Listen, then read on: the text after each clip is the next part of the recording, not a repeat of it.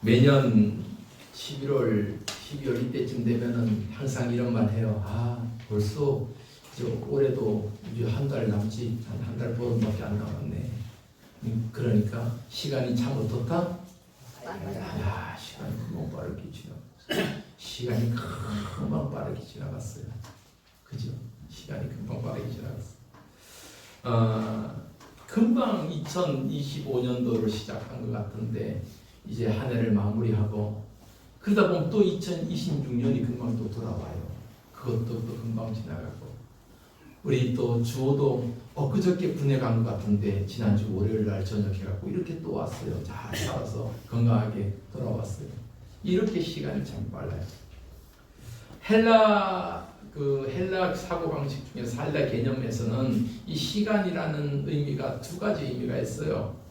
첫 번째는 시간이란 말은 크로노스라는 말을 써요. 크로노스. 뭐라고요? 크로노스. 크로노스의 시간은 우리가 흔히 알고 있는 일상적으로 흘러가는 시간이에요. 그러니까 하루는 24시간, 한 달에는 1년이면 365일 그렇게 하루하루 반복되고 흘러가는 시간, 잡을 수 없는 시간, 그 시간을 크로노스의 시간이라 그래요. 그런데 또 한 가지 아주 중요한 의미 있는 시간을 우리가 카이로스라 그래요. 뭐라고요? 카이로스.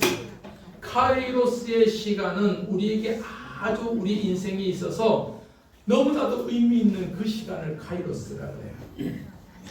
여러분들이 1년 365일 내가 태어난 날 알아요, 몰라요? 여러분 생일이 있잖아요. 네. 하나님께서 1년 360일 중에 하루 그날 나를 태어나게 하셨어. 나의 의미 있는 시간이잖아요. 카이로스의 시간이에요. 결혼을 하면 결혼 그 기념일 있잖아요. 그러니까 그때 나에게 의미 있는 시간이다. 카이로스. 요즘 학생들 보니까 우리가 사귄 지 100일이 되고 200일이 되고 어떤 학생들은 1000며칠이라 그래. 야, 오래 사귀었다. 1000며칠. 너희들 그렇게 세고 있니? 가온이도? 아니, 안 셀 것 같아. 1000며칠. 그렇게 따지면 장로님은 만이 넘을 거예요. 여러분, 그 중요한 시간, 나에게 특별히 의미가 있는 시간, 하나님께서 나에게 찾아온 시간, 하나님께서 나에게 은혜 준 시간, 하나님을 만나는 그 시간을 우리가 카이로스의 시간이라고 그래요. 그래서 저는 늘 예배를 드리면서 예배하는 우리 모든 성도들이 이 시간은 크로노스 흘러가는 한 일요일 그 시간이 아니라 이 시간은 주님이 나를 만나주시고 내가 주님을 만나는 그러한 카이로스의 시간이 되기를 축복합니다. 아멘. 이 시간이 여러분들에게 있어서 오늘 은주라는 학생이 오늘 교회는 처음 왔대요. 그래서 내가 했어요. 교회는 너 오늘 다른 거 하지 말고 교회는 이런 곳이구나 라고. 또 우리 베트남 두 학생도 오늘 교회는 처음 왔을 거 아니에요. 그죠? 교회는 이렇구나. 이렇게 예배 드릴 때 목사님 뭐 얘기해도 잘 몰라 들어도 성령 하나님께서 우리 학생들의 마음속에 임하셔서 정말 귀한 시간, 축복의 시간, 정말 잘 왔다. 일평생 주님 믿어야지, 하나님 믿어야지, 예배 잘 드려야지 이러한 시간 되기를 주님을 축복합니다. 아멘. 지난주부터 언약궤를 주제로 이제 말씀을 나눴습니다. 성도들은 성전 대신 예수 그리스도를 중심으로 살아가야죠. 우리가 늘 구약의 백성들은 성전, 그 성막 안에 특별히 언약궤를 중심으로 그 구약의 백성들은 그렇게 살았습니다. 성막의 중심에는 하나님의 언약궤가 다 있죠. 그래서 그들에게 너무너무 중요한 거예요. 왜냐하면 하나님이 말씀하셨거든요. 내가 이 언약궤 위에서 너희들의 기도를 듣고 너희를 어떻게 하겠다? 만나주겠다. 그러니까 하나님을 만날 수 있는 통로가 지금은 우리가 누구를 통해서 하나님 만나요? 예수 그리스도 이름으로 예수님을 통해서 하나님께 나아간단 말이에요. 그런데 구약시대는 하나님께서 만나주시겠다 하는 그곳, 그 언약궤, 성막 안에 중심에 있는 언약궤에서 하나님께서 그의 백성들을 만나주시겠다 했단 말이에요. 그렇기 때문에 그 언약궤는 하나님의 은혜의 상징이고 하나님께서 우리에게 임하시는 임재의 상징이 된다. 그죠? 그래서 이스라엘 백성들은 하나님의 언약궤가 이끄는 대로 그렇게 순종하며 그 광야길을 걸어가야만 했습니다. 그런데 애굽을 출발한 이스라엘 백성들이 하나님 앞에 순종하고 참 가나안 땅으로 가면은 참 다행이겠는데 그만 불순종해요.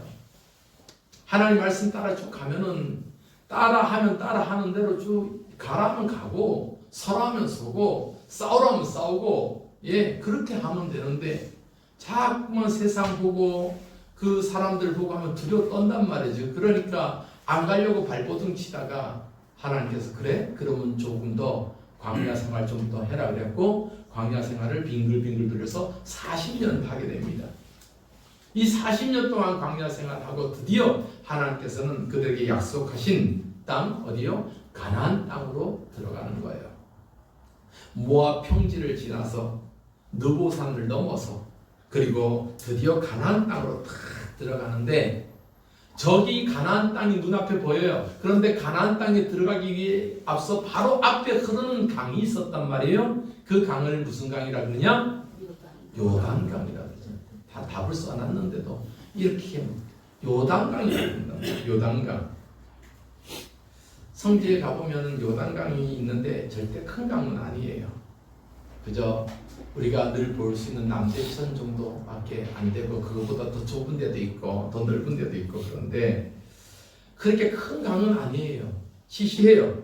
그런데 이렇게 별 볼 일 없는 강이지만 물이 많을 때는 우기철에는 비가 오를 때는 물이 엄청나게 많아진단 말이에요. 엄청나게 많아진단 말이에요. 한번 그 비교하는 사진 한번 볼까요?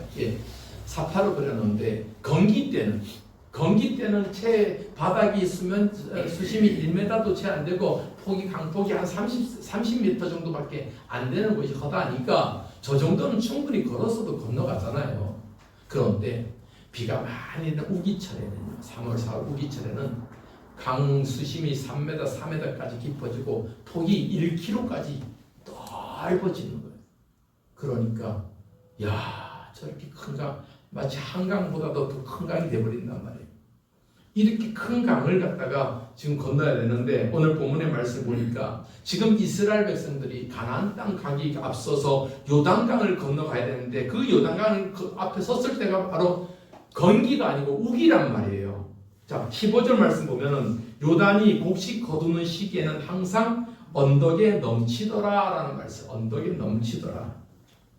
정리해보면 지금 이스라엘 백성들이 요단강 앞에 딱 서서 요단강을 건너서 가나안 땅으로 들어가야 되는데 지금 그때가 마침 곡식 거두는 시기인가 우기철이라는 거예요. 그러니까 요단강 물이 넘치니까 저렇게 폭이 막 1m 이상 되고 깊이가 3, 4m가 되니까 저거 배가 아니면 못 건너가잖아요. 걸어서는 못 건너간단 말이에요.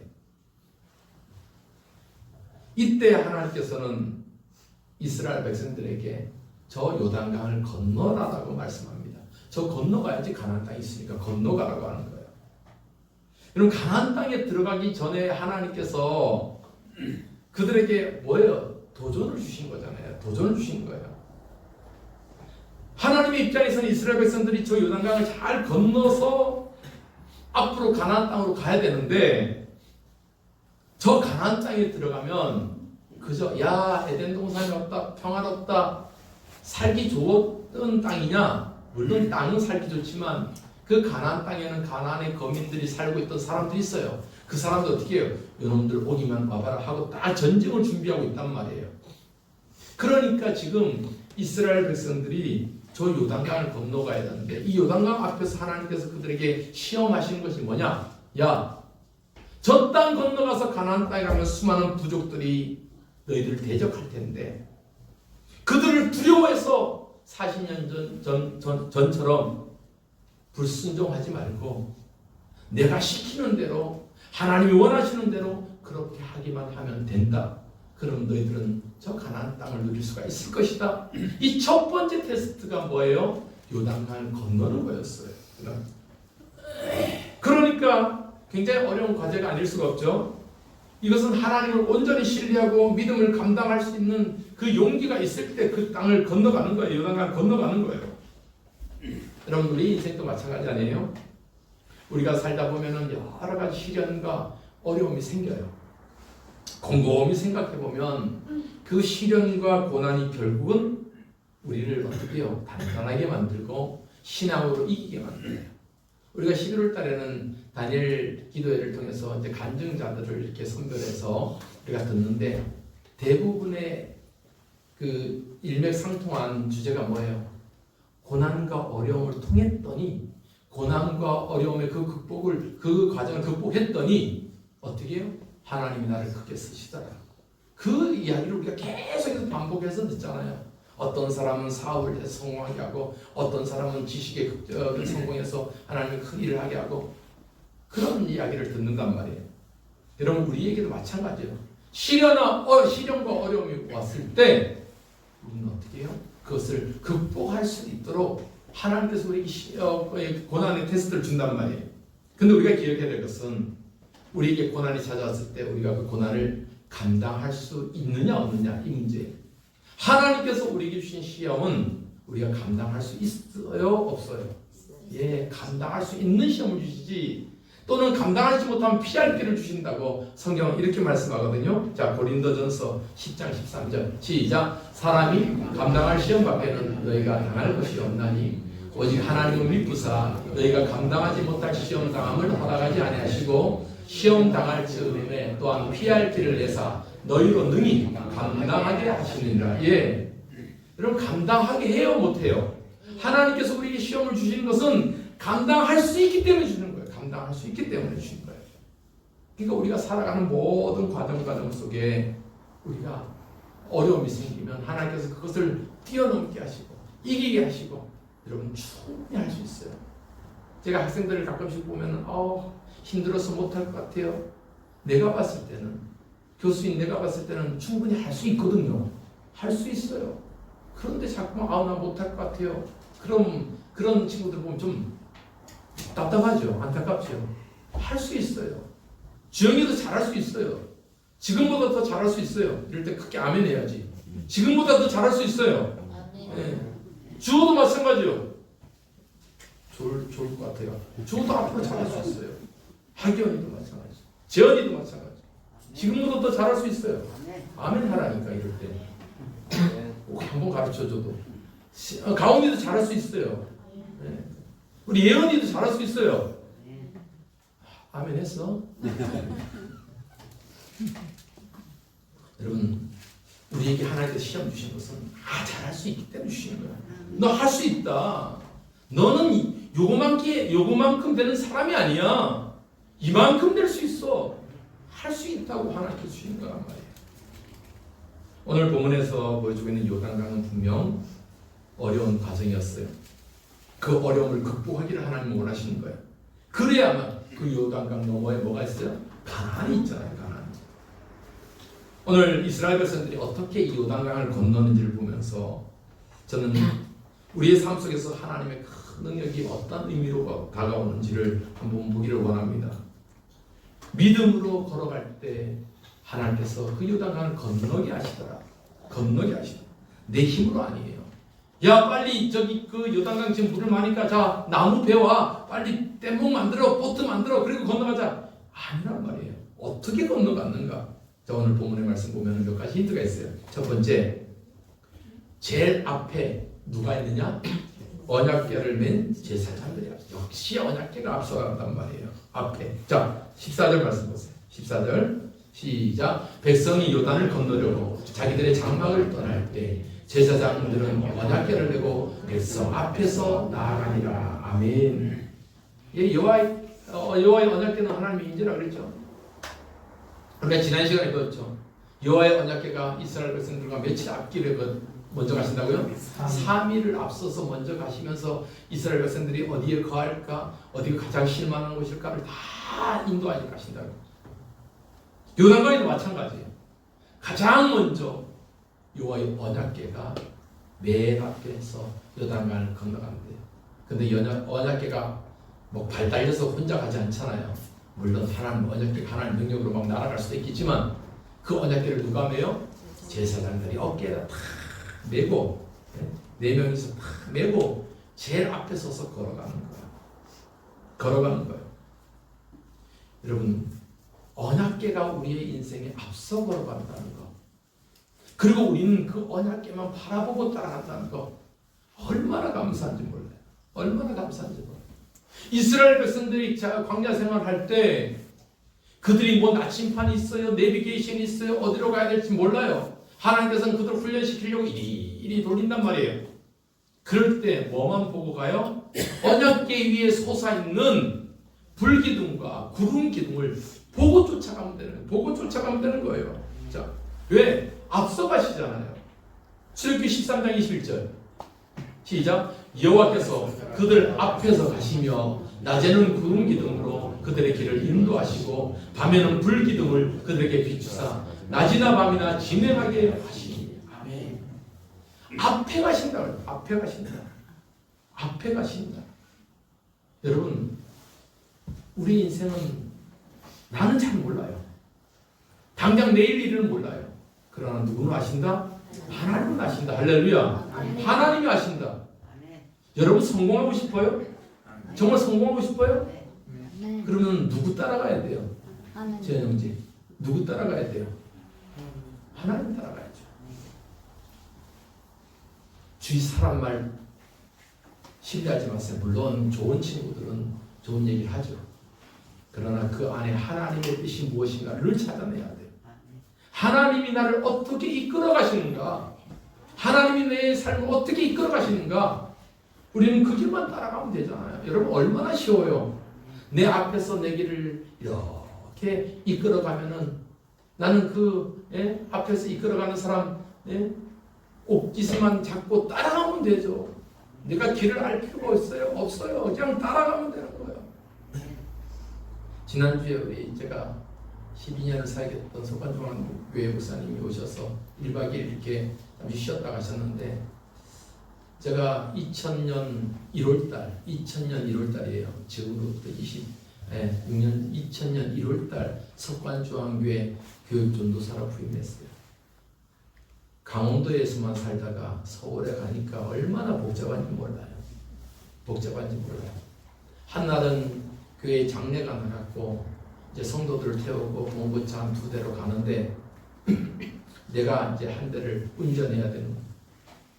내비게이션이 그때는 없었잖아요. 그래서 병원에서 장례를 발인을 하고 벽지에 화장터로 이제 가는 거예요. 그런데 홍은동 고개 넘어서 얼마나 복잡하게 가는지 몰라요. 그래서 그 앞에 차를 쫓아가야 되잖아요. 놓치면 신호가 걸려서 놓쳐버리면 난 길도 모르는데 어떻게 찾아가? 내비게이션도 없으니까. 얼마나 바짝 앞에 차 놓치지 않으려고 쫓아가는 몰라요. 놓치면 이거 신호 한번 걸리면 어디로 가는지 어떻게 해요? 무럭무럭 가야 되잖아요. 그러니까 앞에 차, 영구차 가면은 그 차 쫓아서 바짝 달라붙는 거예요. 바짝 달라. 나중에 이제 아장터에 도착해 보니까 내가 어느 길을 왔는지 알겠어요, 모르겠어요? 몰라요. 차 뒷공무니만 써야 돼요. 2834 차량 번호. 그것만 기억나는 거예요. 그것만 기억나요. 그때 깨달았어요. 느낀 게 있었어요. 우리의 인생도 주님만 바짝 따라가면 무엇만 보여요? 주님만 보여요. 세상에서 아무리 나를 힘들게 하고 요란케 하고 나를 갖다 시비 걸어도 안 보여. 바짝 쫓아가면 주님만 보이는 거예요. 여러분, 주님만 바라보는 저와 여러분 되기를 바랍니다. 또 한 가지, 오늘 이스라엘 백성들이 요단강을 건널 때 건기에는 쉽게 건널 수 있다고 했잖아요. 그러나 우기는 막 넘친단 말이에요. 그런데 하나님께서는 건너가라. 근데 제사장들이 언약궤 딱 메고 이거 어떻게 건너지? 물이 그대로 있는데. 여러분, 앞서 이들은 물론 이 앞선 세대들이 광야에 다 죽었지만 이스라엘 백성들이 출애굽해서 홍해를 건너왔잖아요. 홍해를 건널 때는 하나님께서 또 다른 방법으로 역사하셨단 말이죠. 모세를 통해서 명령하니까 물이 서서히 다 이렇게 마른 거예요. 마른 거예요. 자, 출애굽기 14장 21절 보세요. 시작. 모세가 바다 위로 손을 내밀매 여호와께서 큰 동풍이 밤새도록 바닷물을 물러가게 하시니 물이 갈라져 바다가 마른 땅처럼 된지라. 예, 물이 서서히 마른 거예요. 그래서 우리가 가끔 저쪽에 서해안 어디 가면 홍해의 기적이라고 쫙 우리 이제 만조 때가 아니고 그 먼저예요. 예, 만조고 또 먼저 썰물 때, 썰물 때는 쫙 이렇게 바닥이 드러나잖아요. 그렇게 마른 거예요. 그런데 요단강은 그렇게 났단 말이에요. 야, 일단 들어가라. 물이 있어. 야, 일단 언약궤를 맨 제사장이 걸어가라. 물이 여전히 있어요. 말라지지 않았어요. 그런데 제사장들은 어떻게 해요? 그 언약궤를 메고 걸어가는 거예요. 걸어가는 거예요. 여러분, 이스라엘 백성들에게 필요한 게 뭐예요? 순종이에요. 순종. 여러분, 우리가 기적을 체험하기를 원해요. 기적을 보기 위해서는 첫째 우리에게 뭐가 필요하냐면 믿음이 필요해요. 뭐가 필요하다고요? 믿음이 필요해요. 그런데 그 믿음의 기적을 보려면 우리 성도들은 뭘 해야 돼요? 순종해야 돼요. 순종. 하나님의 말씀에 순종해야 돼요. 그런데 순종하기 위해서는 또 뭐가 필요하냐면 용기가 필요해요. 용기가 필요해요. 내 것을 갖다가 그것을 할 수 있는 용기가 필요하단 말이죠. 지금 이스라엘 백성들은 그 물이 있는 곳을 걸어가야 돼요. 처벅처벅 걸어가야 돼요. 궤를 맨 제사장들이 그 요단강을 걸어가야 돼요. 그런데 하나님께서 그들의 제사장들이 그 물이 있는 곳을 걸어갈 때 그제서야 물이 갈라진 거예요. 자, 오늘 본문 말씀 여호수아 3장 15절 16절 시작. 요단이 곡식 거두는 시기에는 항상 언덕에 넘치더라. 궤를 맨 자들이 요단에 이르며 궤를 맨 제사장들의 발이 물가에 잠기자 곧 위에서부터 흘러내리던 물이 그쳐서. 예, 언제 물이 그쳤다는 거예요?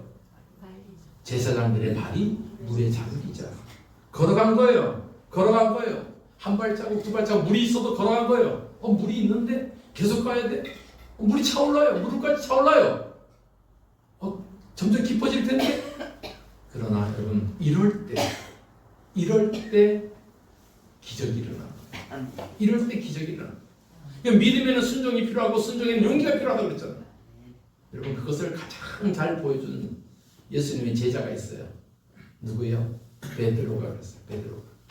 보통 우리 베드로는 하루 단순하고 무식하고 뭐 그렇다 그래도 여러분, 베드로는 용감한 사람이었어요. 마태복음 14장에 보면은 어느 날 예수님께서 제자들을 먼저 배 태워서 갈릴리 바다로 보내세요. 갈릴리 바다 깜깜해졌을 때 제자들만 배 위에 있을 때 저 멀리서 누가 걸어와. 처음에는 유령인가 귀신인가 했어요. 그런데 예수님께서 나야, 염려하지 마. 그러니까 예수님 목소리 듣고 제자들이 반가워한 거예요. 제일 누가 반가웠냐면 베드로가 제일 반가운 거예요.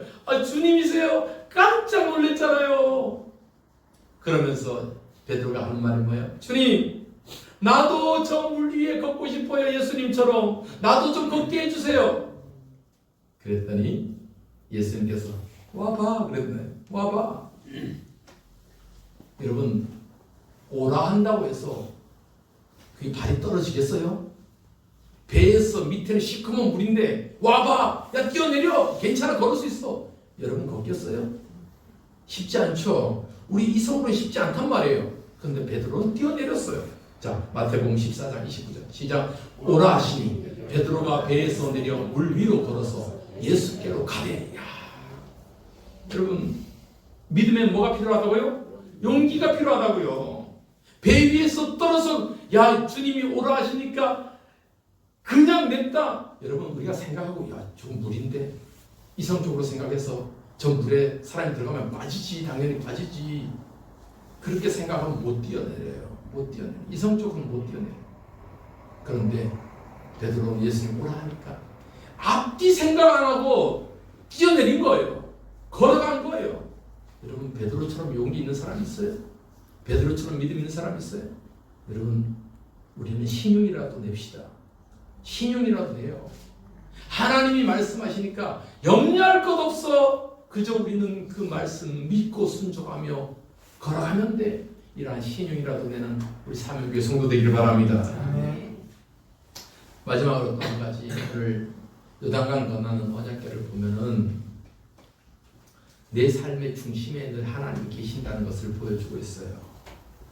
제사장들이 이제 여호와의 언약궤를 메고 요단강에 들어가잖아요. 한 발자국 한 발자국 들어가니까 요단강이 이제 말라요. 다 서버려요. 그러니까 물이 쫙 갈라지고 육지가 생긴 거예요. 그리고 이스라엘 백성들이 그 마른 땅 요단강을 쫙 건너가기 시작하는데, 그러면 하나님의 언약궤를 맨 제사장 그 언약궤는 어디에 있느냐?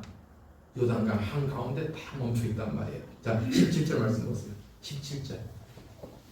여호수아 3장 17절 시작. 여호와의 언약궤를 맨 제사장들은 요단 가운데 마른 땅에 묶여 섰고 그 모든 백성이 요단을 건너기를 마칠 때까지 모든 이스라엘은 그 마른 땅으로 건너갔더라. 아멘. 여러분, 이 상황을 한번 잘 생각해 보세요. 여호와의 언약궤를 맨 제사장이 맨 앞장섰죠. 그리고 저벅저벅 걸어가니까 물이 말라요. 그리고 요단강 중간쯤에 딱 왔어요. 다 말라요. 그 마른 땅에 딱 섰어요. 그리고 그 다음에 누가? 이스라엘 백성들이 건너기 시작해요. 건너기 시작해요. 수많은 사람들이 그 요단강을 건너요. 다 건널 때까지 여호와의 언약궤가 어디 있어요? 요단강 중앙에 딱 서 있는 거예요. 여러분, 이 말씀이 너무 은혜가 되지 않아요? 여러분, 우리의 인생의 중앙에, 우리 인생의 중심에 누가 계셔요? 하나님 계실 줄 믿습니다. 내 삶의 중심에 하나님이 딱 계셔서 우리로 하여금 그 요단강을 잘 건너갈 수 있도록 늘 하나님께서 내 삶의 중심에 계신다는 거예요. 우리가 많이 불렀던 봉사관 중에 하나님 한 번도 나를 실망시킨 적 없으시고 한 번도 나를 떠난 적 없으시고 내와 늘 함께 하셨다는 것을 여러분 우리가 고백하잖아요. 하나님은 늘 내 삶의 중심에서 나를 지키시고 나를 보호하시는 하나님이시를 여러분 믿으시기 바랍니다. 여호와의 언약궤가 그 중심에서 이스라엘 백성들이 다 지나갈 때까지, 마지막 한 사람까지 다 지나갈 때까지 기다렸다가 맨 앞서 걸어갔던 여호와의 언약궤가 나중에는 맨 뒤에 나오는 거예요. 여러분, 이것이 하나님의 은혜예요. 하나님의 은혜. 여러분, 오늘 이 요단강을 건너는데 그 중심에 여호와의 언약궤가 있었다는 것을 우리가 기억하면서, 우리는 하나님의 그 언약궤를 바라보고 걸어가면 되는구나. 믿음으로 걸어가면 되는구나. 용기 갖고 순종하며 걸어가면 되는구나. 그리고 늘 우리가 의심하지 말아야 될 것은 여호와의 언약궤가 우리 삶의 중심에 딱 있구나. 그렇게 고백하며 살아가는 우리 사명교회 성도들 되기를 주님의 이름으로 축복합니다. 우리 찬송가 한 장 불러요. 이 눈에 아무 증거 아니 되어도 우리 믿음은 그런 거예요. 용기 있는 믿음, 순종하는 믿음. 이 눈에 아무 증거 아니 보여도 우리 함께 불러보겠습니다.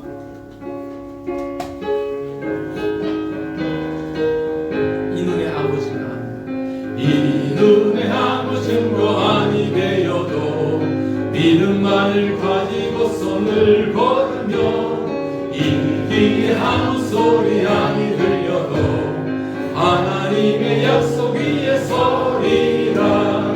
걸어가세 믿음 위에 서서 나가세 의심 버리고 걸어가세 믿음 위에 서서 눈각 위에 아무 증거. 다시 한번 1절만 따라갑시다. 이 눈에 아무 증거 아니 되어도 믿음만을 가지고 손을 걸으며 이 귀에 아무 소리 아니 들려도 하나님의 약속 위에 서리라. 걸어가세 믿음 위에 서서 나가세 의심 버리고 걸어가세 믿음 위에 서서 눈과 귀에 아무 증거 없어도. 아멘. 하나님, 우리의 신앙과 우리의 믿음이 정말 하나님 앞에 온전히 순종하며 주님 따라가신 그 길 순종하며 가기를 원합니다. 때로는 용기가 필요합니다. 그럴 때마다 힘 주시고 능력 주셔서 믿음의 길을 걸어가는 우리 사명교회 모든 성도들 되게 하여 주옵소서. 예수님의 이름으로 기도하옵나이다. 아멘.